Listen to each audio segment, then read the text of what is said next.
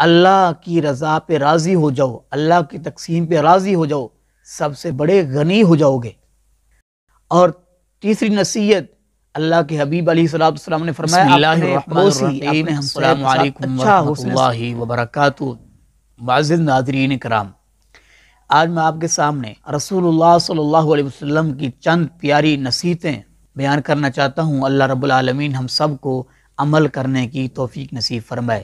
سیدنا حضرت ابو ہریرہ رضی اللہ تعالیٰ عنہ بیان کرتے ہیں کہ رسول اللہ صلی اللہ علیہ وسلم نے ارشاد فرمایا، کوئی ایسا شخص ہے جس کو میں یہ 5 عمل بتاؤں وہ اس پر عمل کرے یا کم از کم کسی اور شخص کو بتا دے، تو سیدنا حضرت ابو ہریرہ رضی اللہ تعالیٰ عنہ نے عرض کیا، یا رسول اللہ صلی اللہ علیہ وسلم میں حاضر ہوں، آپ مجھے ارشاد فرمائیے۔ سیدنا حضرت ابو ہریرہ رضی اللہ تعالیٰ عنہ بیان کرتے ہیں کہ نبی پاک صلی اللہ علیہ وسلم نے میرا ہاتھ پکڑا اور ان 5 چیزوں کو شمار کیا۔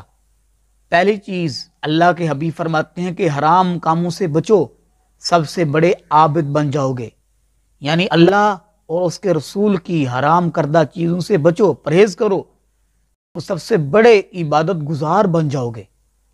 اور اللہ کے حبیب فرماتے ہیں دوسری چیز، اللہ کی رضا پہ راضی ہو جاؤ، اللہ کی تقسیم پہ راضی ہو جاؤ، سب سے بڑے غنی ہو جاؤ گے۔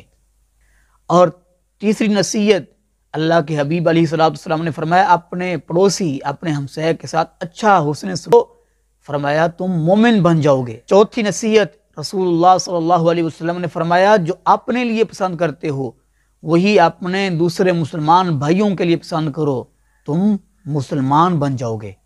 اور 5ویں آخری نصیحت اللہ کے حبیب کی، رسول اللہ صلی اللہ علیہ وسلم نے فرمایا اے ابو ہریرہ زیادہ نہ ہنسا کرو، کیونکہ زیادہ ہنسنا یہ دل کو مردہ کر دیتا ہے۔ اس حدیث پاک کو امام ترمذی رحمۃ اللہ علیہ نے اپنی کتاب میں نقل کیا ہے۔ اللہ رب العالمین سے دعا ہے اللہ رب العالمین ہم سب کو ان باتوں پر، اللہ کے حبیب کی ان وصیتوں پر عمل کرنے کی توفیق نصیب فرمائے۔ مسلمان بھائیوں، اللہ کے حبیب علیہ السلام کی ان بیان کردہ وصیتوں کو، آپ کے ان پیغامات کو آگے ضرور شیئر کریں، یہ ہماری ذمہ داری ہے۔